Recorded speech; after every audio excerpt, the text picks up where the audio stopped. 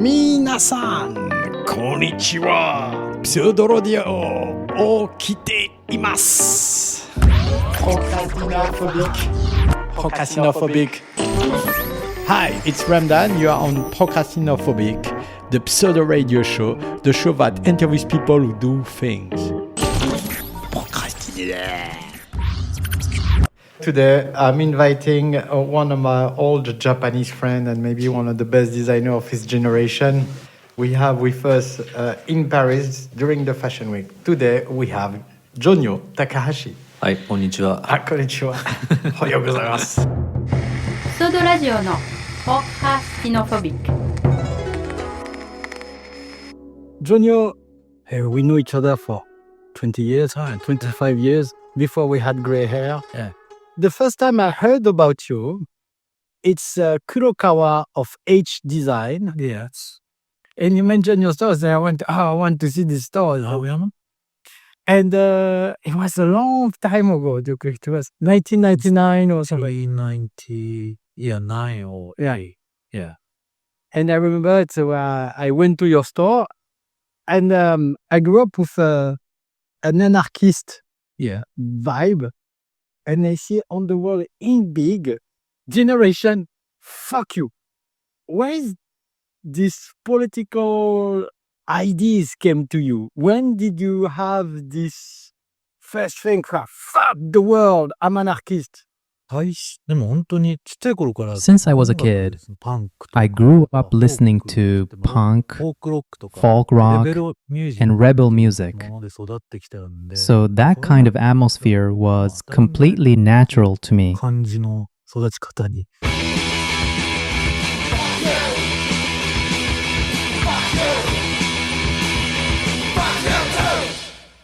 But it's no very Japanese to arrive. I'm coming, I'm doing fashion. Fuck you. Yeah, but honestly, I never aimed to follow the traditional path of fashion. Doing shows in Paris or anything like that, it was never on my mind. Things just happened this way. I think I came from the street. It might not feel typically Japanese, but in the world of street culture, punk, hip-hop, I think there's something universal that connects people everywhere. Where did you grow up? In Gunma. In the city of Gunma? Yeah, Gunma. Gunma Prefecture. I'm from Kiryu. Kiryu City. What's your parents were doing? My parents ran a small building cleaning company. Your father and your mama had a company like that? Yes. Do you had brothers and sisters? I have a younger brother. What does he do? He helped the company now. Yeah. Ima. Yes. Your social life was meant to, when you grow up, maybe take over the company with your brother. Versus what your direction was. I don't really know how to put it. I grew up in a completely normal household. My parents had this company, and the town I lived in was very average. But from elementary school, I had a lot of friends who were into unusual things, like music and movies. And I think that really influenced me a lot. Yeah, you were going holidays with your parents because they were working non-stop, cleaning buildings, everyday work. It was like Tokyo in the 80s, late 70s. I mean, it was only work, shigoto. You had time to go holidays with your parents. No, not really. My parents were just regular working people. They started a business on their own and struggled a lot with running it. Watching them go through that left a deep impression on me. Even now, I still clearly remember how hard they worked. Do you go to museum with your parents? My mom was pretty into art, but since we lived in Gunma, she would take me to local exhibitions held at department stores, illustration shows and stuff like that. I remember being taken along to those. When was it the first time you came to Tokyo? When I was a kid, we visited Tokyo for shopping. We even went to Ginza. I wasn't into fashion yet. I was more interested in shops that sold movie pamphlets. I'd research them and go check them out. But the first time you saw fashion windows and everything, maybe it was Ginza at that time. Maybe you don't remember really. Yeah, department stores were the places my parents always went. You were good in school or very bad? Neither really. I wasn't a troublemaker or anything. I was more like that kid in class who's into music and movies, a little weird, a bit twisted maybe. But it's funny, what I'm interesting me, it's the direction of the life. Where did you graduate in school? Did you go to fashion school after? When did you start to think you're going to like fashion? After high school. After high school? Yeah. Did you, clothing, the style was important when you were in high school first? I was already super interested in clothes by the time I was in junior high. How was he digging the clothes? Since it was the countryside, there weren't many stores. I'd look for what I liked within what was available. In elementary school, my parents would take me to department stores and let me pick something out. And I really wanted to make my own choices. In junior high, I started going to this little select shop in town. I also read a lot of magazines, but I barely ever went to Tokyo. But how did you pay for it? Did you find a job, summer job, or help your parents, or your parents give? Once I got into high school, I worked part-time. Since my family ran a cleaning business, I worked doing things like making beds in hotels to save money. Back then, in junior high, there was a big DC brand boom. Men's BG, Men's Melrose, Comme des Garçons. All those were popular, but they were expensive. So I ended up buying a lot of junk. But at that moment, the moment you can start to say, oh, I kind of like clothes, I would love to do that. I had been studying art since I was little. I went to a small art school nearby. And at the same time, I was getting interested in clothing too. That's when I thought maybe being a designer, a job that lets me do both art and clothes, could be fun. I think that was the starting point. Why you decided to go the direction of fashion instead of art? Because for me, you're more an artist. Yeah, for me, you have your own world. Even the clothes is just a little part of this world. Yeah. Fashion is the easiest way to express yourself. But you're a guy with a world. Yeah. This world was a bit dark. Yeah. With strange characters. How did it grow in your head? Since I was a kid, I've always been drawn to things that are a little scary, violent or dark movies, that kind of stuff. I don't even know why. Even in upper elementary school. Japanese dark movies. Can you mention one? I was watching a lot of indie and obscure films, like ATG Productions, Akira Kurosawa. I liked independent cinema a lot.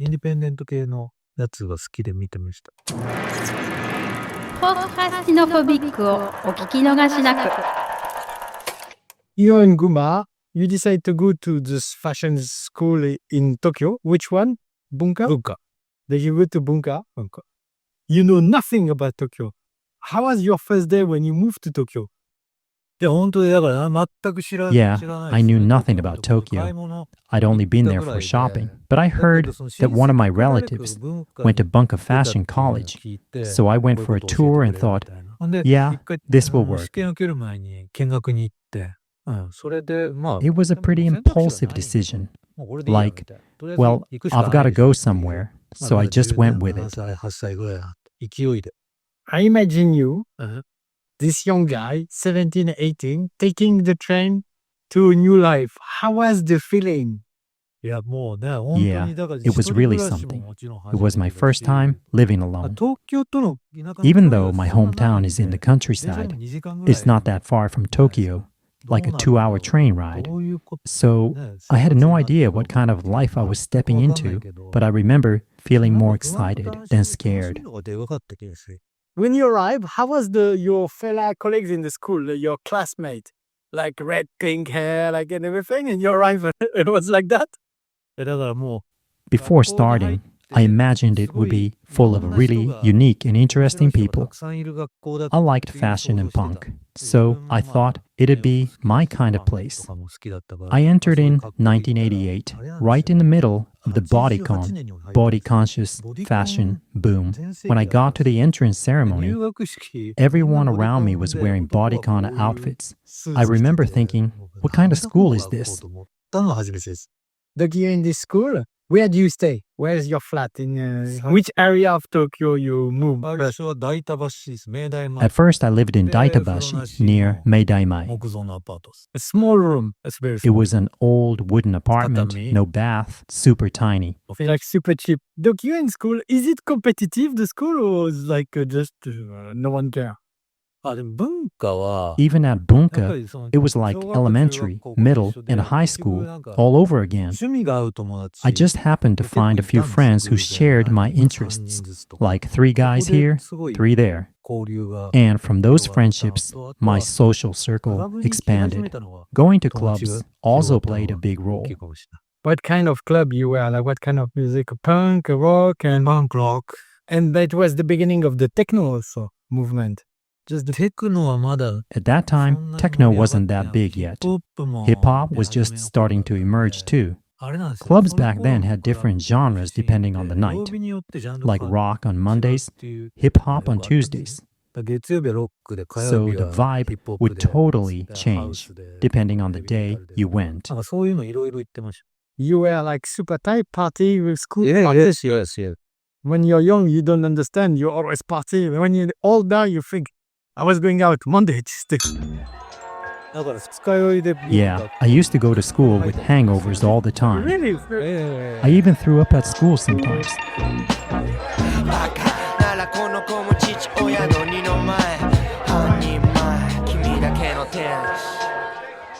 Who are the designer à la mode? Who are like the cool designer at that time? I was really into punk, so naturally I was drawn to things like Vivienne Westwood's Seditionaries. There was this store in Harajuku called Store Robot that carried re-released items, and I used to go there to check things out. Also, I didn't really understand Comme des Garçons until I moved to Tokyo. Before that, I only knew it as something printed on the backs of sweatshirts worn by Yankee guys. That was my only impression. The first time I went to a Comme des Garçons show, the theme was chic punk. When I visited the actual store, I was blown away. The clothes were made in ways we never learned in school. The sewing, the construction, and around the same time, I saw Martin Margiela's work too. The beginning of Martin Margiela. It really shook me. Vivian, Kawakubo-san, Margiela, they all completely ignored the conventional way of making clothes. When I saw that, I felt this huge sense of freedom. Like, wow, you're allowed to do this? You cannot buy. I buy. All your money was going to fashion. Yeah, I spent all my allowance on clothes, so I barely had money left for food. And you are so happy to have this t-shirt every day. Every day, sir, very happy. Comme des Garçons was your first fashion show you went? Yes. That was 1989. Donc you are like Comme des Garçons and your dream is to work for Comme des Garçons when you see this show? No. At the time, I never thought about working for them. Instead, I thought, I want to do something like this myself. That way of making clothes, completely ignoring the rules, it really fascinated me. That's when I started wanting to make things. When I was a student, I made t-shirts and sold them under the name UNDERCOVER. And the name Undercover came from that moment? Yes. What does it mean exactly for you, Undercover? Undercover didn't have a literal meaning. It just had a suspicious, secretive vibe. That's how I saw it. Why not your name? Not Jun Takahashi or Now I do use my name, but originally, I didn't really want to be front and center. you do want to be famous. I didn't have that desire at all. Maybe that's kind of a Japanese mindset. What did you think about Yoji Yamamoto at that time? Because it was a different planet.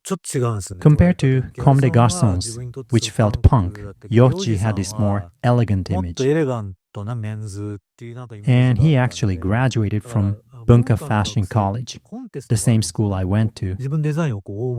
He used to come as a judge for student competitions. The top students who entered those contests would all wear Yoji. To be honest, I found that kind of annoying back then. You are against everything. I love it. I against style. Flesh in my flesh where the ain't gon' start at. Conflict, contact, combat. Fight a sin where the land is marked at.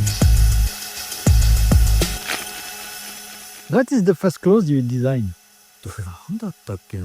I don't really remember, but I do still have the first undercover t-shirt I made.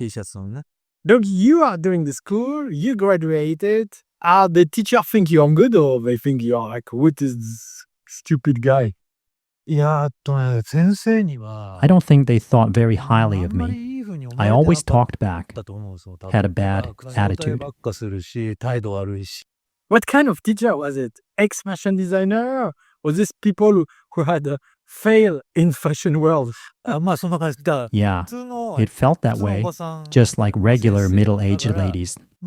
After a while, I realized, oh, I'm not going to learn anything about design from this person. So I made up my mind to focus on learning technique only. Did you learn technique? You learned technique in Bunka. Look, at the end, what you can say about this school, Bunka, your experience in school? Did he bring you something or just show you what to don't do, which is even something that you learn? Looking back now, maybe it was like that overall. Teachers are supposed to teach design, right?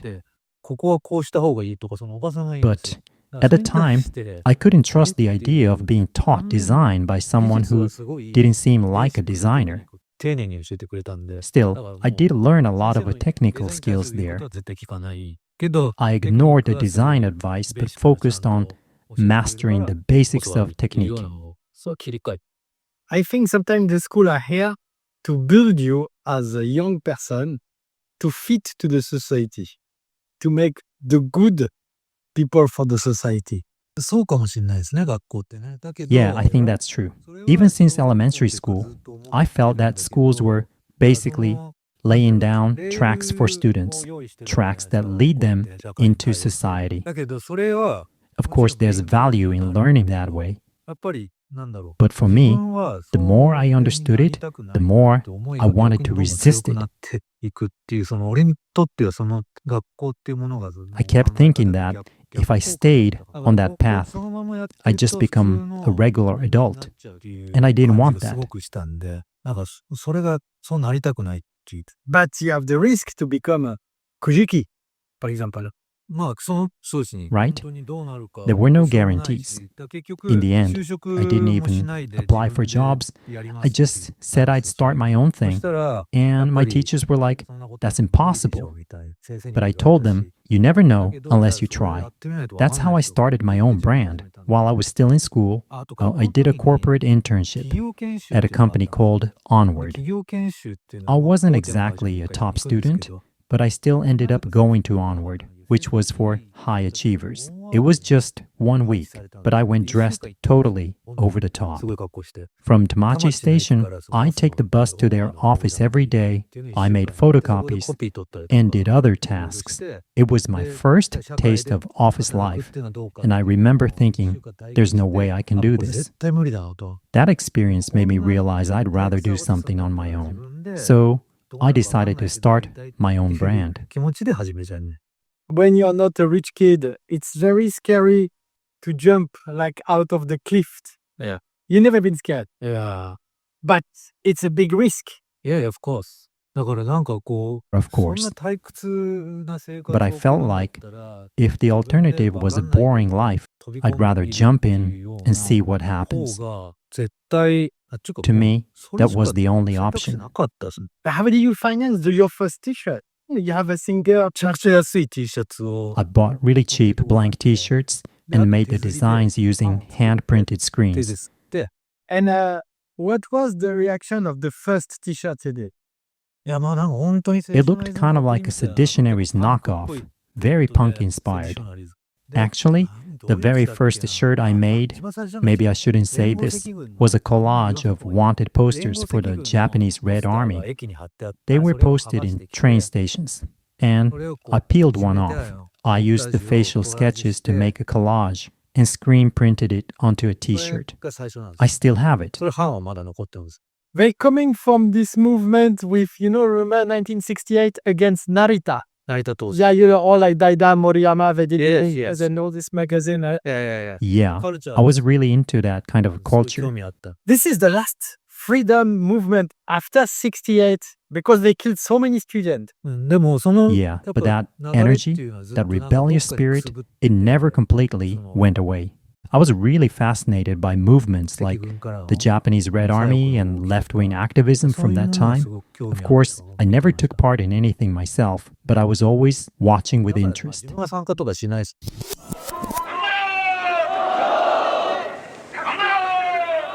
In Japan, a left-wing demonstrator leads a crowd of supporters in a clamorous protest. More in the next episode. Arigato, my friend. Thank you very much. Thank you. Arigato. Thank you very much. Arigato. Bye-bye. You just listened to Procrastinophobic with Ramdane Touhami.